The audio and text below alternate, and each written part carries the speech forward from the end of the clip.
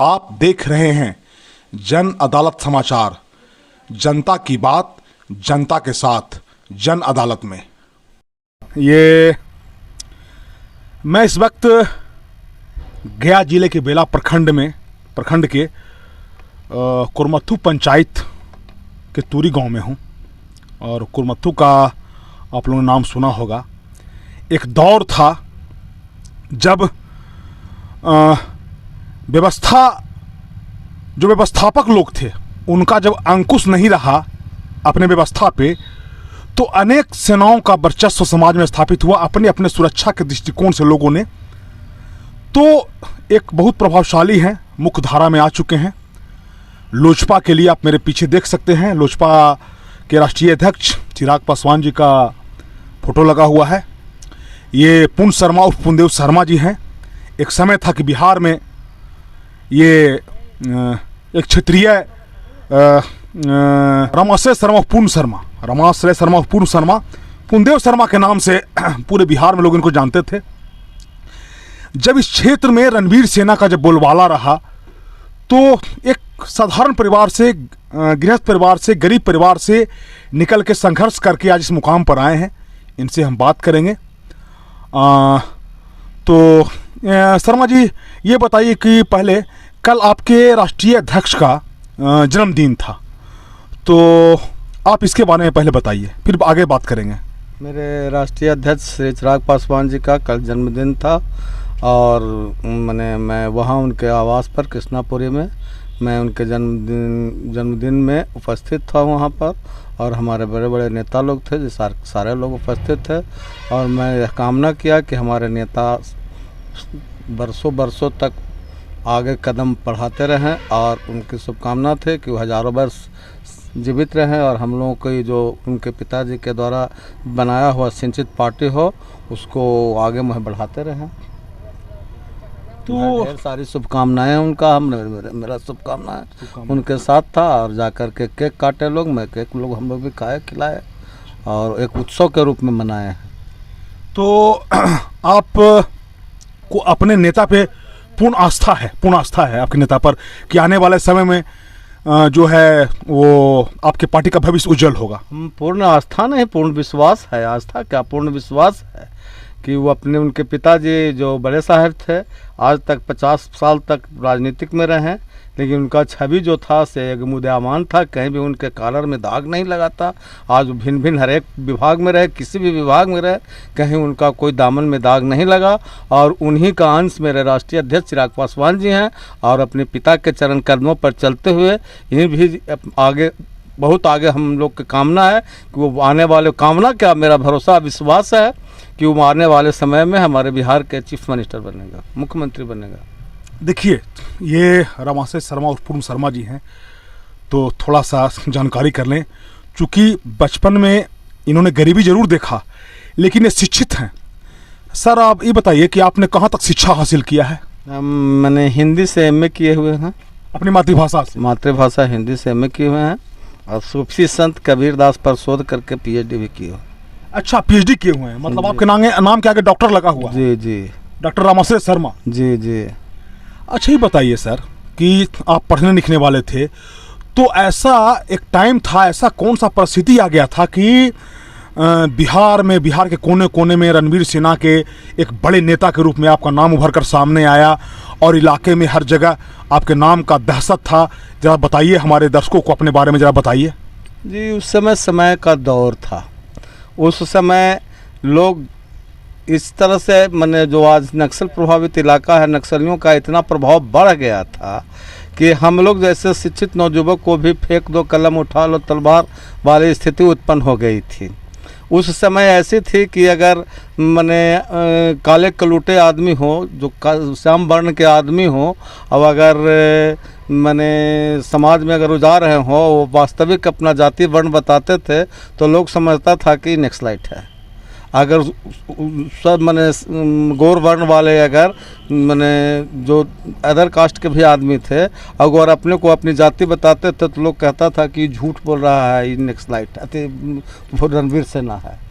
जातिगत दौर था वहाँ कोई नहीं पूछता था कि बिना पहचान के और उस पर अत्याचार होता था। उस समय दौर था, मैंने बिना मतलब किसी के खेत पर नाकेबंदी कर देना, किसी खेत पर चौपट्टी कर देना। और ऐसा नहीं था कि सब लोग ही सामंती थे, सब लोग पूंजीपति थे। गरीब अधिकांश सवर्णों में गरीब आदमी नहीं होते हैं। जी, जी, जी। तो सब हम लोग तो उसी श्रेणी में आते थे। जी, जी। अगर कार्ल मार्क्स के माओवाद के सिद्धांत के अनुसार पार्टी चलता तो हम लोग सब माओवादी थे। जी, जी। लेकिन वह पार्टी और लेंस से हट करके जातिवाद पर वो लड़ाई करने लगा। तो विवश हो करके उस समय के प्रशासन सो शासक जो था सो निकम्मा हो चुका था। कहीं कोई मैंने किसी से कोई दहशत भय नहीं था, प्रशासन से नाम के कोई चीज़ नहीं थी। तो अगर प्रशासन जो सुरक्षा करने वाला वो निकम्मा हो गया था, शांत हो गया था, तो हम लोगों को विवश होकर के हथियार उठाना पड़ा था। लेकिन हम लोग जो थे शास्त्र संगत, शास्त्र के अनुसार अगर शस्त्र का प्रयोग हो तो उदान पूर्ण वीर में आता है। अगर शास्त्र से हटकर अगर शस्त्र का प्रयोग होता है तो अत्याचारी दुष्ट क्रिमिनल बदमाश में होता है। तो आपका ये कहना है कि समाज का जो ऐसा माहौल था कि अपने आत्मरक्षार्थ और समाज की रक्षा के लिए जैसे महापुरुष लोग आगे आए रक्षा के लिए। हाँ, तो आपको उठाए, कृष्ण भगवान उठाए, राम हथियार उठाए, लंका में रावण के अत्याचारी राक्षसों का अत्याचार बढ़ गया था तो भी उठाए। लेकिन शस्त्र का प्रयोग शास्त्र सम्यक होना चाहिए। हम लोग शास्त्र सम्यक समय थे, क्रिया के बाद प्रतिक्रिया वाली संगठन था और उस समय का दौर था। उस दौर में हम लोगों को विवश होकर मजबूर होकर के हथियार उठाना पड़ा था। तो देखिए, ये आप जान लीजिए बहुत सा बात पब्लिक डोमेन में ये बात आनी चाहिए, क्योंकि ये एक दौर ऐसा था कि ये रणवीर सेना के बहुत बड़े संरक्षक और बहुत बड़े रणवीर सेना के ये कमांडर माने जाते थे बिहार में। और इनके गांव पर अनेकों बार हुआ चुन्नू शर्मा का एनकाउंटर। फरवरी 1996 के मेरा गांव नितांत गरीब गांव था। यह समझिए कि गांव में किसी भी घर में एक टीवी नहीं था और लोग रेडियो से समाचार सुनते थे और समाचार सुनते था। उस समय मैं अपने हाथों से नाटक, उपन्यास, किताब लिखा करते थे और हर साल नाटक लिख करके एक नाट्य कला परिषद मंच बनाए थे।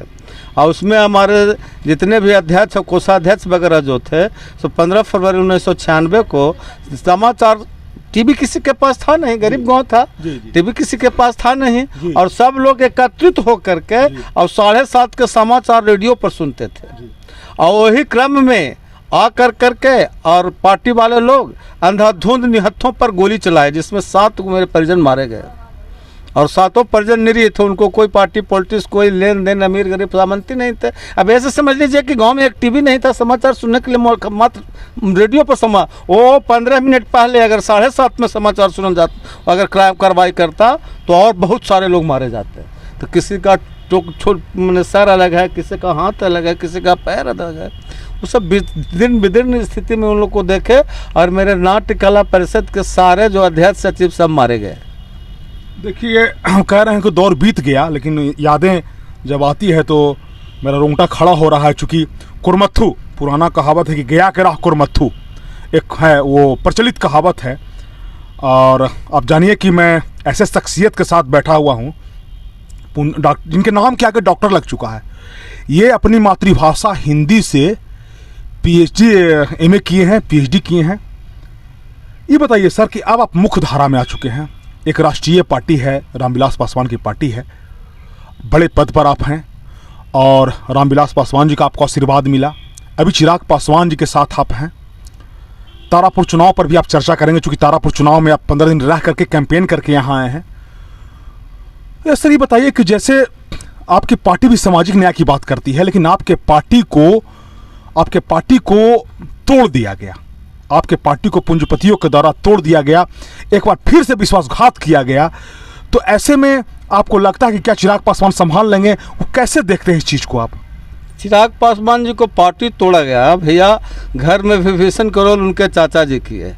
राम और रावण के युद्ध हुआ था, तो राम जब रावण मारे गए थे तो अंतिम समय में राम जब उनके सामने पूछे कि आप हमसे क्यों जीते, मैं तुमसे जीत गए, तो रावण कहे कि मैं हमसे आप इसलिए जीत गए कि मेरा भाई मेरे साथ नहीं था।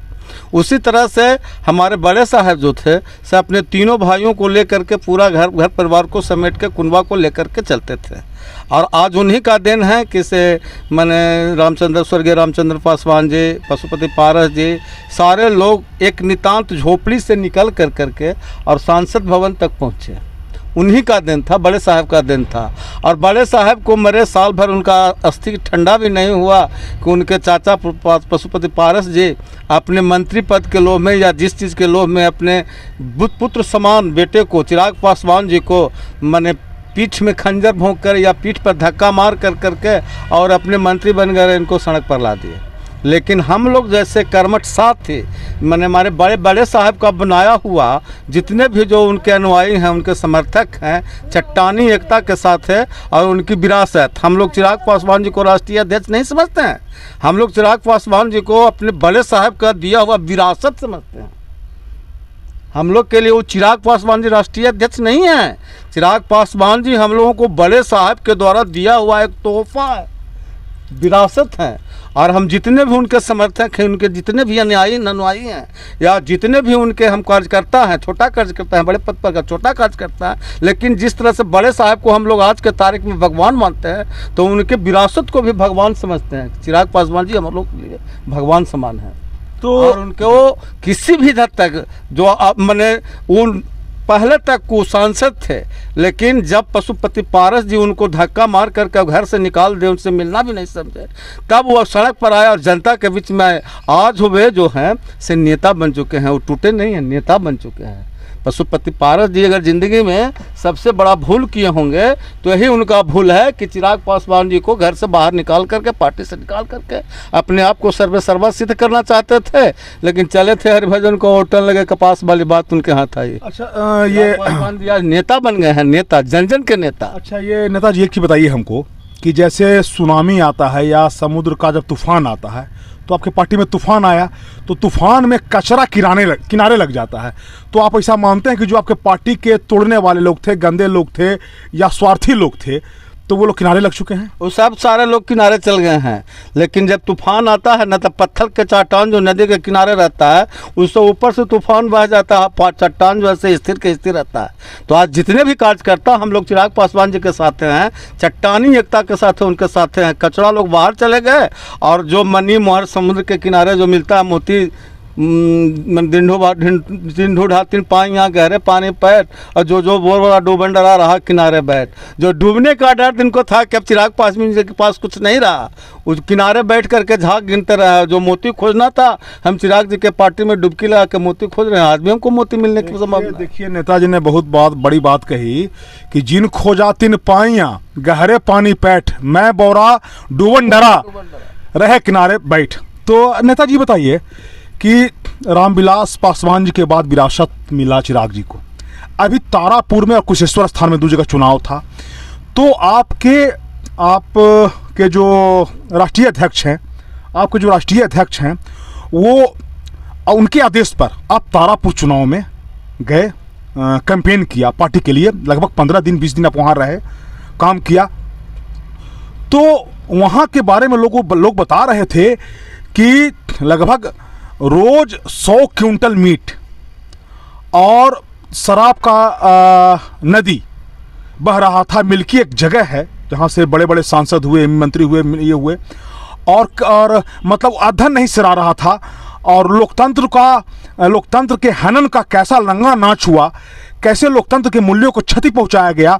तो विस्तार से बताइए हमको तारापुर की घटना के बारे में, चूंकि आप वहां से कल ही रात में लौटे हैं, आवाज में आप 31 तारीख को लौटे हैं और मैं 1 तारीख को आपका इंटरव्यू कर रहा हूं। जरा बताइए, विस्तार से बताइए हमारे दर्शकों को ये क्या क्या हुआ, नंगा नाच हुआ वहाँ। जो तारापुर मुंगेर जो है, त्रेता युग में दुर्योधन, महाराज दुर्योधन द्वापर युग में महाराज दुर्योधन के द्वारा कर्ण को दिया हुआ विरासत है वो मुंगेर। वहाँ उनको दान में मिला था, दानवीर कर्ण कहे जाते थे, उनकी धरती थी।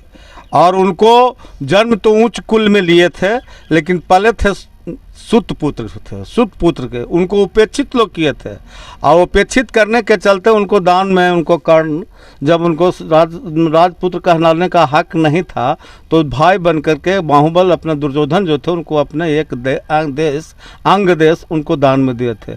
वही अंग देश कर्ण की भूमि वह है तारापुर मुंगेर। और वहाँ पर आप बहुत ज़्यादा हम तो वहाँ भ्रमण किया, वहाँ बहुत ज़्यादा आदिवासी लोग और गरीब लोग ज़्यादातर रहते हैं। और वहाँ पर मैंने देखा कि सारा बिहार के कैबिनेट उठ करके तारापुर में एक महज एक सीट के लिए वहाँ पहुँचे हुए थे। और वहाँ पर एक जगह है मिल्की, 7,000 से 8,000 वहाँ वोट है, और वहाँ पर 500 क्विंटल खस्सी का मांस बन रहा था, दारू के दरिया बह रहा था, अधन नहीं सरा रहा, और उसके बाद कतरनी चावल का अधन नहीं सरा रहा था।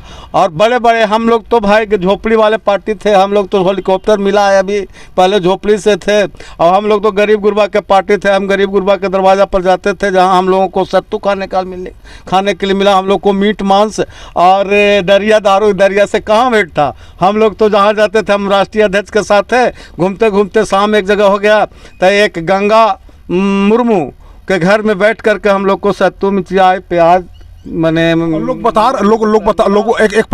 पत्रकार बता रहे थे कि लगभग 1 अरब रुपया खर्चा हुआ है। हाँ, अरबों रुपया खर्च हुआ है एक सीट पर, अरबों रुपया। माने वहाँ लोकतंत्र को सब मिलकर गला दबा दिया सब पार्टी वाला। लोकतंत्र का धज्जी उड़ रहा था वहाँ पर, गला दबा, वहाँ पर निशंस लोकतंत्र का हत्या कर दिया गया। गला दबाने के बाद तो आदमी बच भी सकता है, लेकिन जिस तरह का वहाँ नंगा नाच धन कुबेरों के द्वारा हुआ है, उस तरह से लोकतंत्र का वहाँ हत्या किया गया। अच्छा, ये बताइए कि आपके राष्ट्रीय अध्यक्ष का एक सिद्धांत था कि हम किसी परिस्थिति में गरीब का साथ नहीं छोड़ेंगे, अभी तक उसको कायम रखे हुए हैं। तो जब इस तरह का वहाँ जब सुनामी था, रुपया और दारू बट रहा था, लुटा रहा था, वहाँ लोग जैसा कि बता रहे हैं कि खस्सी का मीट और मछली का वो चल रहा था, कतरनी चावल चल रहा था, उसका अधन नहीं सरा रहा था, तो उस सुनामी में अपने आप को आप लोग कैसे, अपने आप को जो आपकी छोटी पार्टी है और आप लोग उनके कार्यकर्ता हैं जो लोजपा है, लोक जनशक्ति पार्टी, तो आप लोग कैसे अपने आप को वहाँ कैसे संभाल कर रखे और कैसे उसका प्रतिरोध किया, कैसे विरोध किया? हमारे बड़े साहब जो रामविलास पासवान जी थे, उनके द्वारा बनाया हुआ गरीबों गुरबा का पार्टी है, उस घर में दिया जलाए थे जो सदियों अंधेरा था, और वो इस तरह के दीपक जलाए हैं कि उनका जो कार्यकर्ता, उनके जो अन्यायी हैं, एकदम चट्टानी एकता से पार्टी के साथ हैं। उनको कतरनी चावल और खस्सी के मीट से कोई मतलब नहीं है, वो तो सत्तू खाने वाला। हमारे समर्थक तो निरीह गरीब गुरुआ है। तो मैंने आप किसी परिस्थिति में आप लोग चट्टानी खड़ा, हमारा जो भी वहाँ कार्यकर्ता, जो भी मेरे वोटर हैं, किसी भी परिस्थिति में कितना हूँ धन का कोई लालच दे, लेकिन उस पर वो विचलित होने वाले नहीं हैं। अच्छा, एक नेता के रूप में, सामाजिक कार्यकर्ता के रूप में ये बताइए हमको कि ये जिम्मेवारी किसकी बनती थी कि शुचिता का ख्याल? देखिए, लोकतंत्र में नेताजी शुचिता बहुत बड़ी चीज़ है। देखिए, आपके महासचिव हैं, किस पद पर हैं सर आप? राष्ट्रीय महासचिव। ये लोक जनशक्ति पार्टी के राष्ट्रीय महासचिव हैं बेचन चंद्रवंशी, पिछले 40 साल से रामविलास पासवान से जुड़े हुए हैं, मैं इनसे ही बात कराऊंगा। तो शुचिता एक बड़ी चीज़ है बेचन जी, शुचिता, राजनीति में शुचिता बड़ी चीज़ है। तो आपको कहीं लगता है कि मैंने इस सबको किनारे किसका उत्तरदायित्व था कि साफ सुथरा चुनाव हो और जनता का भलाई हो? जब आप बता रहे हैं कि वहाँ गरीब गुरबा है, आदिवासी का क्षेत्र है, तो जब इस तरह का जब चुनाव होगा तो गरीब का कैसे कल्याण होगा, जरा बताइए। भैया, वहाँ जो था सबसे बड़ी पार्टी तो लोकतंत्र के रक्षा करना, जो सरकार में पार्टी रहती है उसका होता है, और जिसके जो रक्षक है वही भक्षक है, तो क्या वहाँ लोकतंत्र के रक्षा होगा?